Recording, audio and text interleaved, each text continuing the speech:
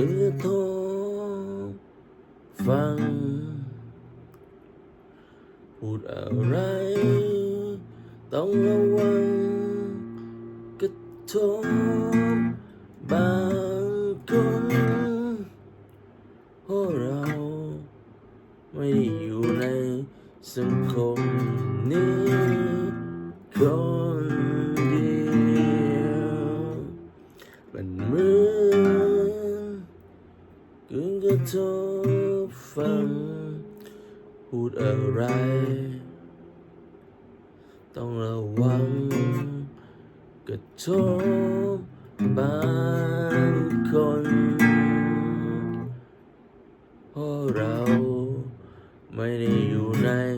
สังคมนี้คน